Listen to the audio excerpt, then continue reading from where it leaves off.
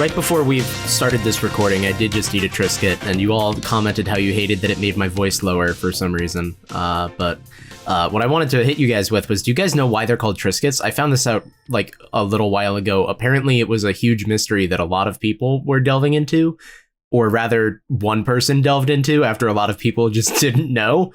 So first off, guesses, right? Like you would assume. I guess like it would be a person's name, because I want to say Triscuit is like try, but they have like four sides, like four corners. No, you are correct. They do have four sides. These are roughly square shaped crackers. Brian, I'm mostly just pissed at you for starting this intro with like the past tense instead of just eating another Triscuit so we can experience this once more. But put a Triscuit in your mouth. We gotta hear this. We have to feel this again. For the listeners, do the Triscuit thing again. All right, you're about to get a Triscuit live, listeners. Ready? Oh, he makes eye contact while he does it. You wanted this, Harold. You wanted this. See, you hear that? What is that? What is that? What does that sound? Why is he doing that? I'm about to be so dry for the rest of this episode. Is that it? Is it the sound of dryness? You've ruined me.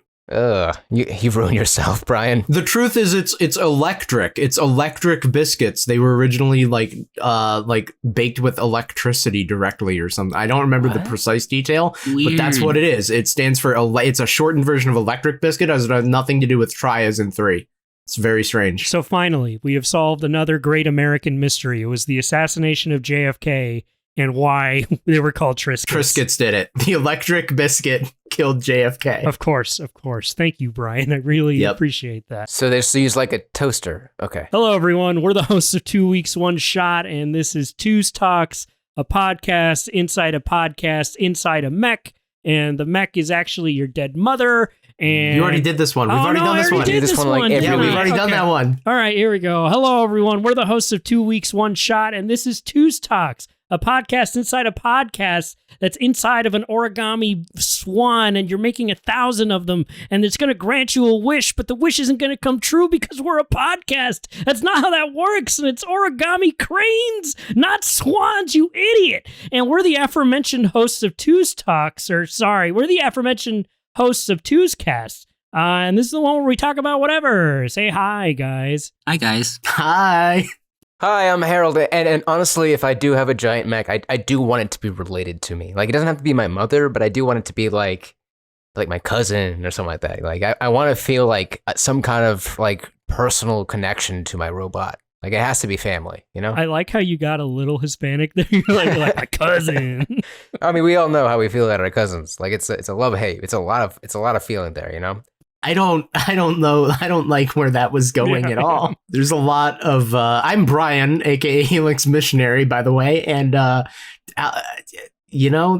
there's a lot of things I could say about our second take on the intro of where this podcast is taking place, because that has its own weird connotations to that story that I think we can just leave them hanging. That's fine. So, I'm John, and I mean, no, Harold, I get it. I often ask my cousins to, carry me around, protect me, and shoot missiles from their shoulders. Naturally. See, that's what he gets. John married into the family. He's got a very lovely Hispanic wife, and now he gets it. He totally understands. Cousins equal giant robots. I was thinking about it, and I've been watching a couple of different anime, and it just kind of made me reflect on, where I got started watching anime. But it made me not so much wonder about myself. It made me wonder about you weirdos and where the hell each of you started watching anime. What is your anime origin story? And I don't mean an anime version of your birth. I just mean, where was the first time you watched anime? Clearly my entire life is defaults to the anime description when I tell stories. But barring that, so I think I probably watched Yu-Gi-Oh! Because it happened to be on whatever free channel that we had with the stupid bunny ear antennas. But really, I just have a bone to pick with a memory where I feel bad about myself, where I don't watch a ton of anime, and I've seen more, throughout my life, but I started with Yu-Gi-Oh! And I was just like, yeah, whatever. I didn't really see anything else. There's no way to get it, right? For me. It wasn't on my TV with my 6 or 4 or 5 channels, and then streaming and stuff wasn't a thing for a while. So I eventually was talking about anime with some people when I was in high school, and we were talking about different shows, and I started talking about Avatar: The Last Airbender because it is drawn in a similar way, and they just yelled at me. It's not anime because it's made in America, and I feel hurt. You know, that I feel like a bunch of shows fall into that. It's like Code Lyoko. Why do I want to say Totally Awesome Spies or something? I know the eyes were... I think it's just Totally Spies. Totally Spies. And I know they had the anime eyes in that, but... Let's not forget that one of the original ones was Powerpuff Girls. We were all confused about that one, too, for a second. I don't know. I think I knew that was an anime. that tracked. And then you also have like the opposite thing where, I don't know if you guys remember, but the Scooby-Doo movies that were coming out in like the late 90s, early 2000s. Oh, yes. Those were all done by Japanese animators in an American cartoon style. No, Scooby-Doo on Zombie Island? There were those were like Japanese animation studios working on those. And so the question then becomes like, are those anime? Because they're the opposite, right? If anime is just like, oh, it has to be like a cartoon done in Japan, like, well, then Scooby-Doo's an anime, my friend. I don't know what to tell you. That's the one where Scooby-Doo's so kawaii. Oh my God. Never say that again, Alex. So sugoi. So much like John, I can cite Yu-Gi-Oh! From when I was very young. Yu-Gi-Oh! And Pokemon were like the earliest ones. 2 examples I can think of this. One that I came to on my own, and then one that I was introduced to. And I didn't watch anime for a very long time. I didn't watch a lot of it.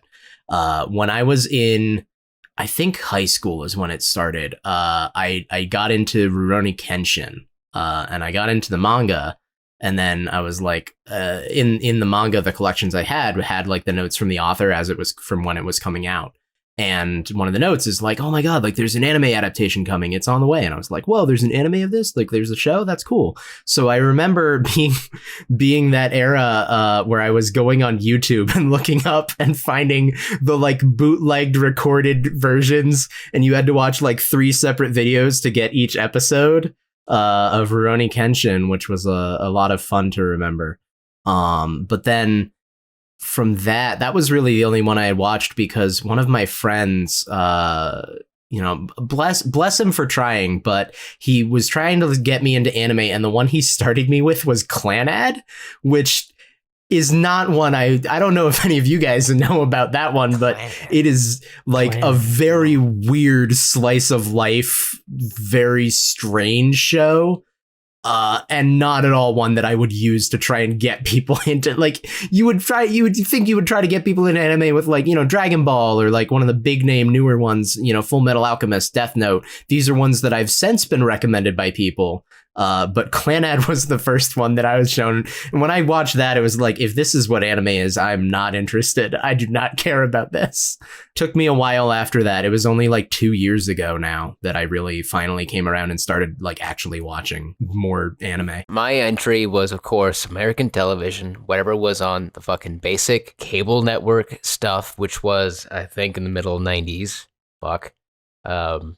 Sailor Moon, and then Dragon Ball on the Spanish channels for a while, but then it got on to regular, Cartoon Network picked up Dragon Ball Z and Dragon Ball, and that was like childhood level. That was pretty much it. Then I think I remember the days of Pokemon. Pokemon came in very slowly for a while. That was, for me, that was a video game first, and then I saw the movie. The movie was a pretty big deal. I remember. And then Digimon. Digimon was a strange one because I knew it was like in the same level, but that one was like particularly Japanese for some reason. And that was like my first time being like, whoa, these cartoons might not be made for me. That's strange. Man. And then, oh man, all right, my whole friggin' biography here. Moving into middle school, got some real education. Gundam, OG, 1970s Gundam with the friggin' hair. That was some good stuff. That was some hand-drawn bullshit. I loved it. Those robots were square-ish little bodies. The evil robots were very Nazi. They're fucking classic. So good, so good. So much of my anime life was based off of what I could find on American TV and friggin' Cartoon Network and Adult Swim. My hat's off to the big three, friggin' Cowboy Bebop, Yu Yu Hakusho, and let's see, what was the other one? I think it was Rurouni Kenshin. Nah, Zatch Bell. Zatch Bell is the one you're thinking, or the Prince of Tennis. Zatch Bell. What? No. I remember those two having commercials constantly on Cartoon Network for the Toonami block. The one that you didn't mention was Tenchi Muyo, you son of a bitch. Tenchi Muyo. Oh god, that one too. You all didn't get to Toonami at that point? Inuyasha. I remember Inuyasha. You guys Dude. must have had a different Toonami block than I did. Different Toonami. This is what I'm saying. I'm looking at these like Gen Zers. I don't know who these people are. I don't know. I feel so ancient to them. Was Toonami regionalized? Trigun? Come on, guys. You guys see Trigun? That was a thing. I don't remember Trigun being on Toonami. Maybe later. Oh, that was like Adult Swim stuff, I think. But yeah, Okay. that was late night stuff. Wasn't Bleach also on Adult Swim for Yeah, a while? Bleach Yeah, was on it that was. forever. Yeah. As most kids growing up in Brownsville, you got your first taste of anime south of the border. Mhm. And so everyone was watching Dragon Ball Z, but like 3-4 years before that, we were all in Matamoros watching Dragon Ball and Dragon Ball Z and Dragon Ball GT, right? And then I remember because we I was so into Dragon Ball Z in Spanish, and like you could buy these like books that had stickers, and you'd put the stickers in, and they were the scenes of the anime, right? Or of the show. And then I remember staying up late once and catching Ranma and a half, but in Spanish it was called Ranma y medio, and that's the one where every time the guy falls into like hot water, cold water, he like changes gender. Oh yeah, I do remember that one. Vaguely familiar. One of them falls into water and turns into a giant panda. That one was complicated. Yeah, that was a lot going on in that one. But that was the first time I remember I was like, "Whoa, there's nudity in cartoons," Mhm. and that was mind blown. I was too young to understand that. I was like, "Oh, there's like nudity in these." And then I remember for a while it was right, the pretty normal TV track. I remember when Dragon Ball Z came to the States and everyone was real hyped for it. And I was like, "Fuck yeah, it's in English now," and I could, and I was watching it with all my friends. And then I remember getting to like 5th grade, and my brother sat down with a bunch of his friends, and they're like, "Oh yeah, we're gonna watch these movies," and it was all anime movies. I was like, "Oh sweet, okay, cool. I like cartoons." And I sat down. The first one they put on was Princess Mononoke, and I was like, "Whoa, badass! That guy just shot an arrow, and the guy's arms came off. Ew, this boar looks all gross, and wow, that thing's head came off, and now it's growing all right." It was way more advanced shit than I was already exposed to. And then the follow up after that was Barefoot Gen, which is about a Japanese child during the dropping of the Hiroshima bomb. Oh, and it was God, yes. graphic as Yes. fuck. There's you can look it up. You can look it up on YouTube. There's that scene where the bomb drops, and Barefoot Gen, the main character Gen, he's like right behind a wall, and there's a little girl in front of him, and the bomb drops, and you see it like slowly rip her to shreds, and a bunch of other. See, it was intense for like 5th grade, right? And then the follow up to that one, because this is like a movie marathon. I guess my brother didn't have anything to do, was Akira. And so like, Oh God. oh my God, I was terrified of that bit where obviously where he's turned into the giant horrifying baby monster. Oh yeah. And then like where Tetsuo has absorbed his girlfriend into him, and then Kaneda's Right. kind of inside of him, and then he like shows her for a second, and then she gets like obliterate. Oh my God, that really bothered me for a very, very long time. It stuck with me. I couldn't watch Akira for a couple of years, and then finally I sat down and watched it. I was like, "Oh my God, this is amazing!" It's so But amazing. oh my God. Well, if I can just backtrack really quick, is the whole Dragon Ball in Mexico thing that's legitimate? Yeah, It's totally dude. legit. Oh, yeah. Absolutely. Dragon Ball Z, way, pinche Frieza y Piccolo y Goku y Vegeta and all the. Oh fuck yeah! Why is it just so huge? They had access to so many of those cartoons just a little bit earlier. Yeah, way before it came to the States. I'm gonna like do a deep dive like I do, and look into the history of like why that happened, because that's so interesting to me. I think there's some great historical context. There must be like 1 or 2 businessmen who just like made it happen. Probably. It's got to be something like that, but that's so fantastic. Harold and I have a common friend Mhm. who is Dragon Ball obsessed, and he has all the VHSs. He has those sticker books I was talking about. Motherfucker Yep. found a place that still makes the old Dragon Ball Z sticker books, and he like put them all together. And which the thing I really am jealous about, he found these VHSs in fucking Spanish, and I want to watch them again in Spanish. That's like my comfort version of Dragon Ball Z. I watch it in English. I'm like, all right, cool. But like the Spanish one, ooh, so good. And the voices are just as intense and wild as they are in Fuck English, yeah. but Fuck and perhaps even more. Yeah. What was the anime that was too much for you, and how too young were you when you saw it? And I think we just heard Alex's, of course, the brother. Yes, of course. It's always the brother. But what about you guys? For me, I feel like this is gonna be it's a tough one because, like I said, gonna be hentai, I of didn't course, have a lot of. I wasn't gonna say that actually. Quite the opposite of, I don't recall watching a lot of anime as a child, right? Like I had, like I said, Pokemon, Yu-Gi-Oh! That was pretty much it. I caught like random episodes or promos for several of the others. And a lot of the time they just struck me as weird. Like I brought up Zatch Bell and Prince of Tennis earlier because those are two that I vividly remember constantly having commercials on Cartoon Network, and they were like, make sure to stay tuned at 7 p.m. when we switch to Toonami, and you'll get to see this show about puppets fighting each other, or this show about tennis. And it's like, I don't understand what this is. Why would I want to watch either of these things? This feels so bizarre. I want to bring up Fighting Foodons because I have fond memories of that. It was absolutely ridiculous. That it was just chefs that would make a meal and then they put a magic card on the meal and it becomes like a Pokemon character type thing based on the meal. So the main the main character would make fried rice, and he put his card and he made his like martial artist Pokemon foodmon thing was called Fried Ricer. And like Pokemon, they would say their name over and over again. So you just be Fried Ricer, Fried Ricer, Fried Ricer as he's punching you. That one was weird. That went weird places. I think people got kidnapped.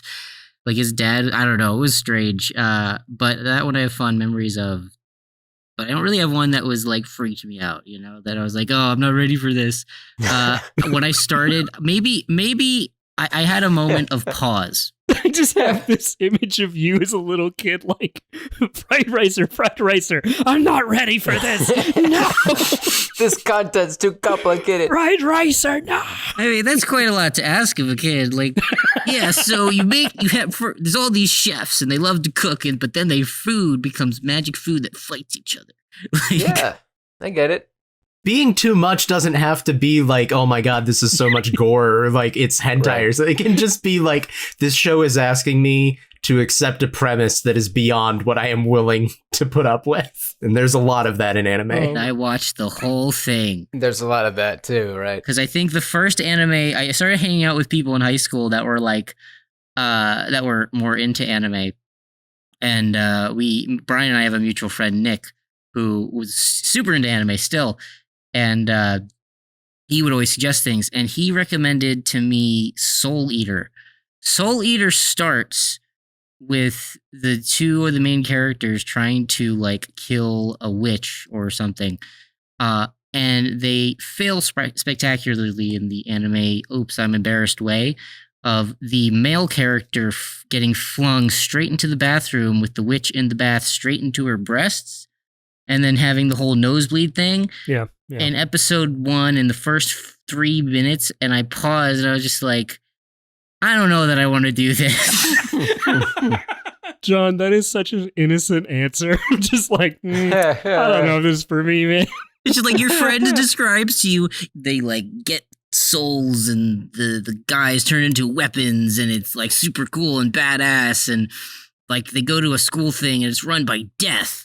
And then that happens in the beginning of the show, and you're like, the fuck is this? Sounds like a nice-ass anime. Sounds great. Yeah. Harold, what about you? What was your too early experience? It wasn't like I was too young or like too much. It was just like, it was just like, wow, as an 11-year-old, I was watching some pretty violent shit. It's got to be, man, it sounds almost cheesy now. Did y'all ever watch Hellsing? Hell yeah! The Dracula fucking anime one? Not yet. It's on my list. So fucking good. The original one, before they did like a CGI version, which is kind of the OVA. Fun. Yeah, and it was kind of whatever. Weird. But like, I think a mutual friend of Alex and I's, we had it on like early DVD, like a Sam Goody in the back of the store. You know where we got that DVD? My fucking brother borrowed it from a friend of his. Okay. And that's how that DVD made its way around that friend group. Right. That was one of the ones in the circle. And yeah, it was just that certain kind of like fuck religion and ultra violence at the same time, which was just so fucking wonderful. That really it's kind of my oeuvre these days. Like I love it's if you're gonna do ultra violence and something that's sarcastic and mean, it's gotta be that pretty too. And I loved it. I watched it not that long ago, like maybe a couple of months ago. I rewatched it, and it is so cringy and like edgelordy. Yeah, it's so painful. It is so painful to watch. But the guns are so big and the knives are so sharp. Yeah, it's so silly. Oh my god. Yeah, I know Helsing only from the many ridiculous clips that people have posted. Yes. Now it's very much a meme. I kind of get what you're talking about. Yeah. Okay. This makes me think of story tropes within anime and some of the more like typical ones. Shows like Tenchi Muyo or like it's like shows where you have the one protagonist surrounded by potential partners. Right, and everyone's got a crush on the protagonist, but the protagonist is like either A, he's oblivious to it, or B, he's too pure to engage in that way, and that is such a strange dynamic to have to explain to someone outside of anime. It's so bizarre, but that falls into that early anime because I remember being a kid and watching Tenchi Muyo, and that's essentially what it's built around, is this normal Japanese kid, and all these women from space come and live at his house, and they all have a crush on him. But he constantly says no, and it just becomes more and more overt. It's just so bizarre because it's like, A, I should probably not have watched that when I was a kid. Right. B, like what a strange setup. And I know it's so common in anime. People love making that type of show. You can just say the name of the genre, Alex. It's harem anime. Is it harem anime? Is that what it's called? They are, it's because the idea is that it's the protagonist with a harem or potential harem surrounding him. It's in so many, Alex. Now within anime, there are like subgenres of harem anime based on like what kind of protagonist you have. Are they oblivious? Are they just indecisive? Are they adamant against this? Like, what is it? There's so much to it. Alex, do you remember Outlaw Star? Yeah, I do. I remember Outlaw Star. Super cool guy in space with this cool ship with arms and stuff like that. It's a harem anime, Alex. No, is it? Yeah, it's him with his little child buddy in a spaceship full of hot women, and they all got jobs. And there's one is a cat. And one's a robot, and they all love him. I remember Cat Lady. I remember the lady in the tube because she flies the ship, I think. Yep. And then, oh my God, are you right? That's awful. I'm right. I used to love right. Outlaw Star. It's good. It's a good one, but that's what it is. It's really good. You guys made me realize Yu-Gi-Oh! Is a harem anime in that everyone wants to fuck Yugi. Everyone, there's always like somebody thinking, wow, Yugi is so kind. Yugi is so smart. He's a talented dude. Like, everyone thinks that. It's not just the girls. It's Joey. It's Tristan. It's even fucking Seto Kaiba. Everyone wants to fuck Yugi Moto. I was going to say, it's especially Seto Kaiba. Don't kid yourself. Especially Seto Kaiba. But I was just realizing, as you were describing that, just laying out that genre and the tropes, everyone in Yu-Gi-Oh! At some point is like, wow, Yugi Moto is hot as fuck. I've never seen Yu-Gi-Oh! I think, Brian, you're the only other person here who's seen it. So I need confirmation. Is Yu-Gi-Oh! A harem anime layered onto a card anime? By the classical standard of harem anime, probably not, but I absolutely agree that it really should be considered one. John is not over-exaggerating. The cast very much revolves around Yugi Moto and, by extension, Yami Yugi, or the Pharaoh. Everyone is really, really thirsty for that character and is super, super about like just how awesome and badass he is. There's definitely a lot of undertones of like they kind of want to bang him. No, I see this a lot too. Like I just finished my partner and I just did My Hero Academia. And that's another. It's not quite a harem anime, but it is another one where like we all are just so proud of that main character. Yeah. He's just the best, and we just can't wait to see him do so good. And he's so sweet, and he's just so lovable. You're gonna kill it, Midoriya. It's strange. My wife is not into anime, but I'll watch anime. But sometimes I'll watch it shamefully because so like I'll watch My Hero. As one does. Yeah. I'll watch My Hero Academia, and she'll be on the couch reading a book, and she'll catch an occasional joke. She'll be like, and I'm like, hey, maybe she can watch this one. And then like they'll randomly be like, hey, good job, everybody. Okay, all the girls go to the beach. Like, oh, yes, yep, just can't get away from fan service, can you, anime? The last thing I want to mention or ask, when was the last time you watched Sailor Moon? Have any of you watched an episode of Sailor Moon or several episodes? It was probably like over a year ago, 2 years ago, before my son was born, because my wife loves Sailor Moon.